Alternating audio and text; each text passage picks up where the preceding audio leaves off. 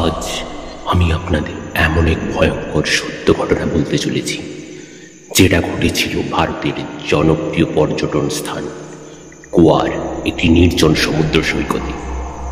গোয়া মানে আমাদের চোখে ভেসে ওঠে পার্টি, সূর্যাস্ত আর আনন্দের ছবি, কিন্তু সেই রঙিন পার্টির পেছনেও লুকিয়ে থাকতে পারে এক ভয়ঙ্কর অভিশাপ।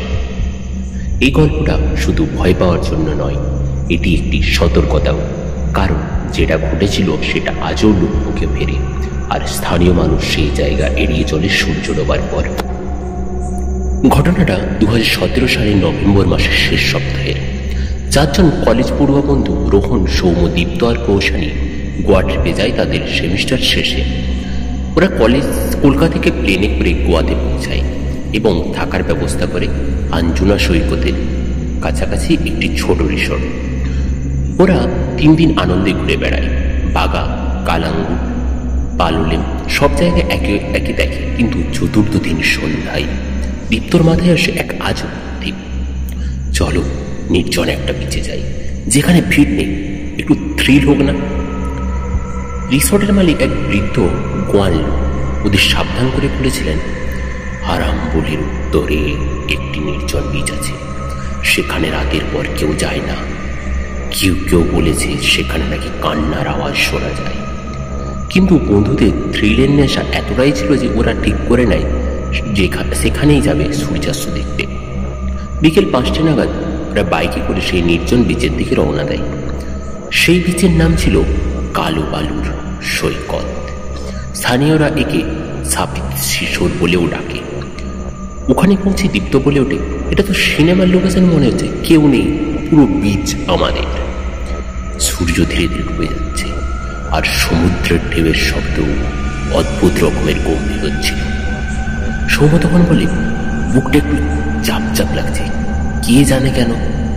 হঠাৎ দীপ্ত চোখ মুছতে মুছতে বলে, কে যেন কানের কাছে ফিস ফিস করে বলল, ফিরে যা, ফিরে যা।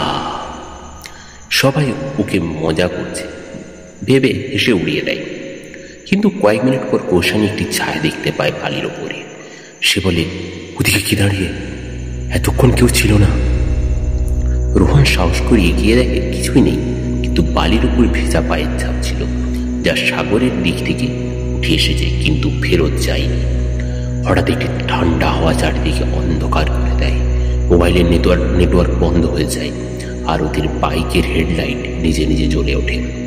দীপ্ত তখন ভয়ে কাঁপছে, আর কৌশানীর চোখ দিয়ে জল পড়ছে, কিন্তু সে কোনো কথা বলছে না।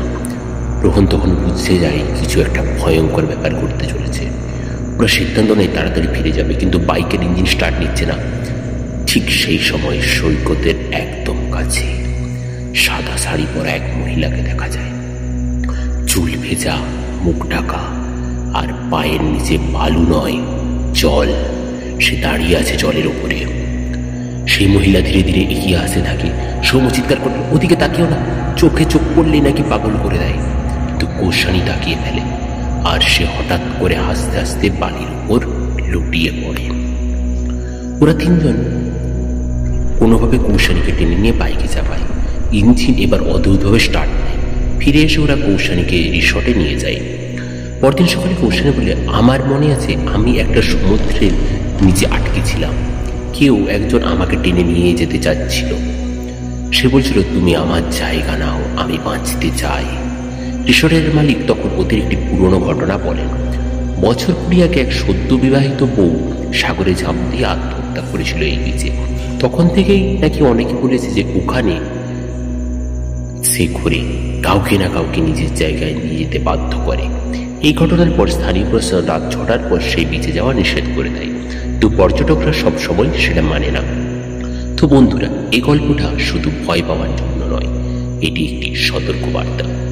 আমরা যখন মজা করতে যাই, তখন স্থানীয় বিশ্বাস, নিয়ম বা সাবধান বাণীকেও গুরুত্ব দিই না, কিন্তু প্রকৃতি আর অতৃপ্ত আত্মাদের নিয়ে কখনো খেলা করা উচিত নয়। গোয়ার এই কালো সৈকতের গল্প হয়তো ভুলে যাব আমরা, কিন্তু কৌশানী আজও মাঝরাতে চমকে জেগে ওঠে সাদা শাড়ি পরা এক মহিলার হাসি শুনে। এই গল্পটি একটি সত্য ঘটনার ভিত্তিতে তৈরি, যেটি স্থানীয় লোকেদের কাছ থেকে শোনা, মিডিয়া রিপোর্টে পাওয়া তথ্যের মিশ্রণ। দর্শকদের অনুরোধ করা হচ্ছে গল্পের শিক্ষণীয় দিক থেকে নিন এবং রাতের বেলা অজানা জায়গায় যাওয়ার আগে সবসময় সাবধানতা অবলম্বন করুন। আরও এমন ভয়ঙ্কর সত্য কাহিনী শুনতে চাইলে সাবস্ক্রাইব করুন আমাদের চ্যানেল। ভয় পেলে পাশে আছি আমরা। ভয়কে বলো বিদায়।